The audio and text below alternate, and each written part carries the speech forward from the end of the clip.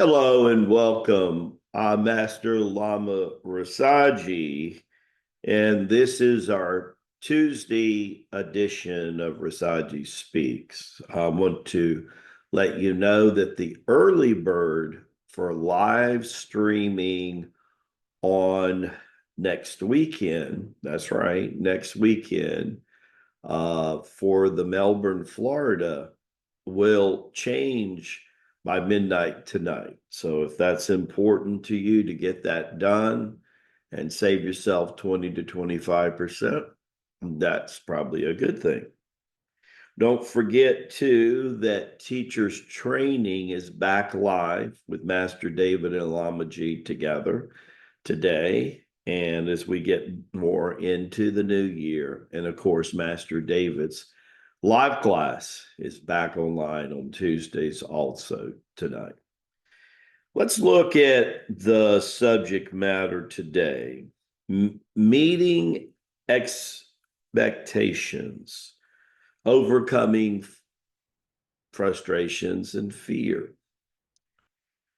Well, humans are embedded with a lot of fear when they come in. The two most common feelings of a human going through the birthing process itself is fear of falling short, literally fear of survival, and the frustrations. And it starts in the womb of our mother.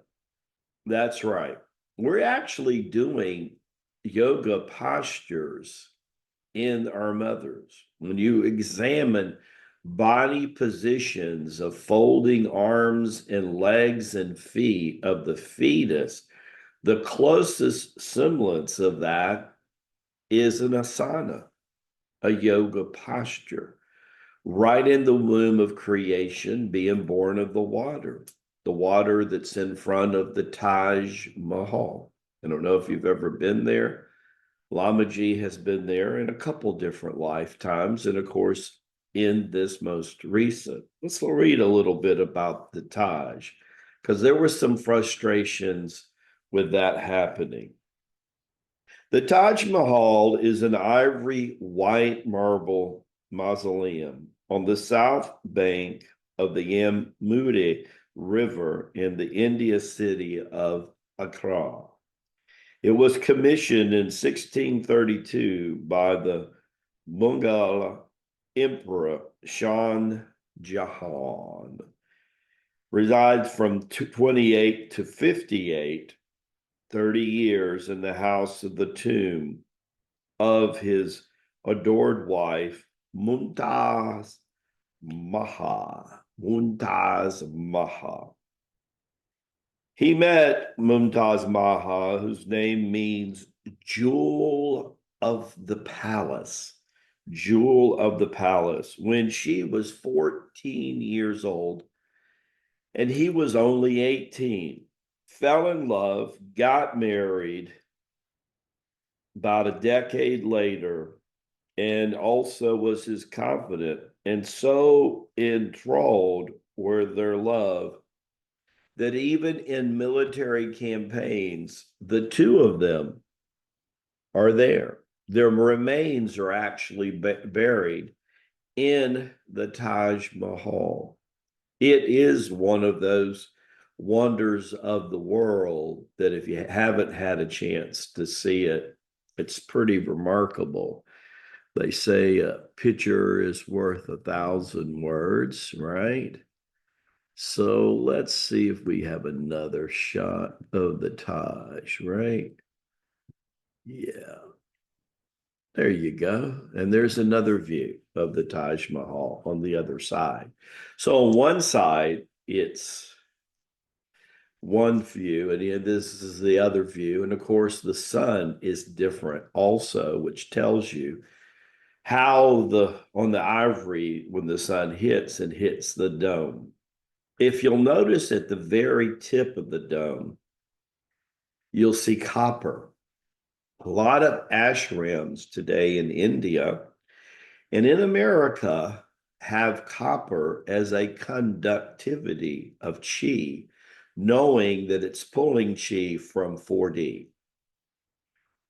We have been recently looking at different places to place our teachers and staff as we train them in 3 different wellness centers that we'll be establishing in North Florida. We've already established 2.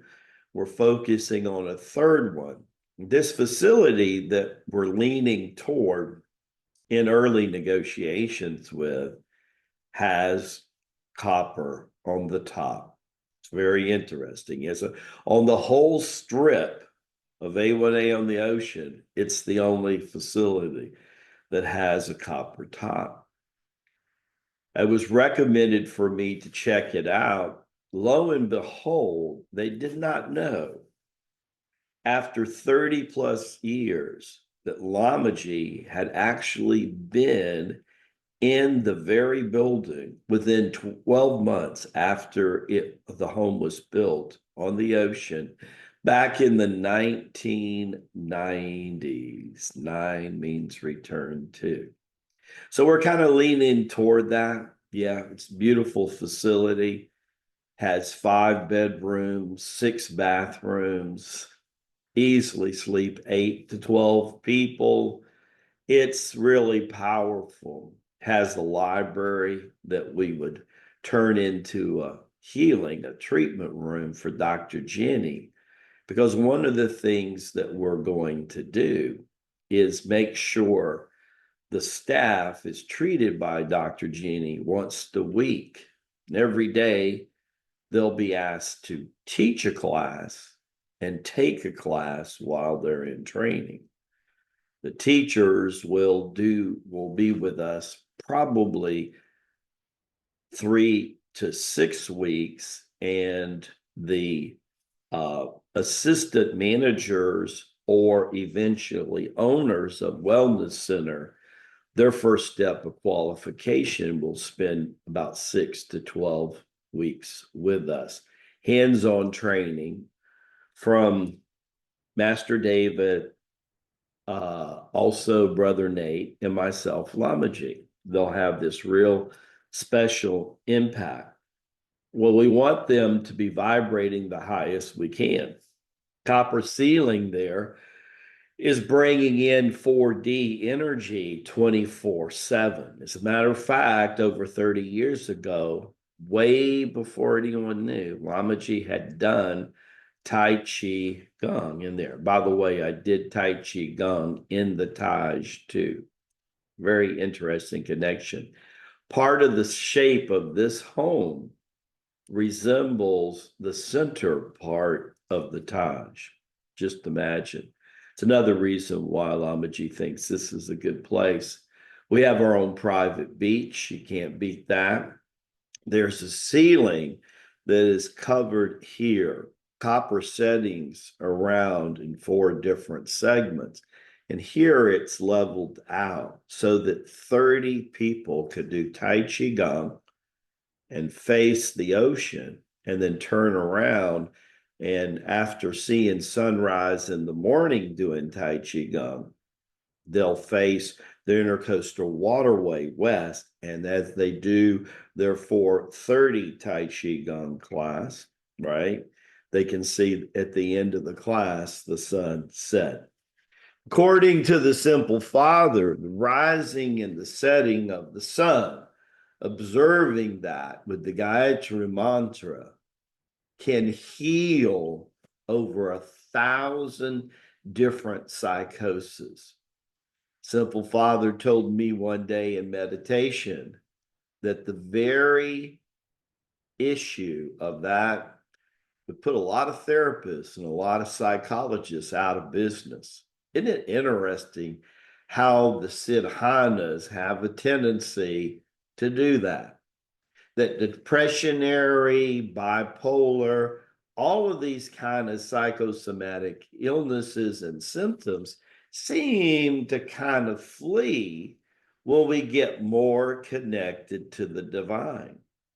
The other thing that begins to happen is those frustrations that you developed in the womb of your mother, those lack of survival instincts that you incorporate become stronger and stronger. Maybe this is why Jesus, who, by the way, was trained by the same lineage that you are.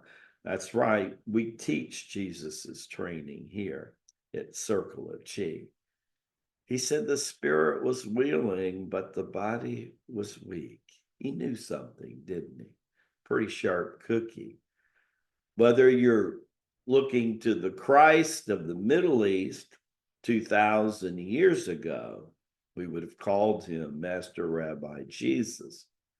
Maybe you 2,000 years before that, you might look a little further east to Krishna, who was referred to as Christ of Asia. As we say in Tibet, Baraka Bashad, may the blessings be. Don't forget to get that live streaming prize and get her done. As we say in the South, Lama Ji will see you on Hump Day tomorrow. I am so excited that we've arrived in 2025. I hope you are too. God bless you.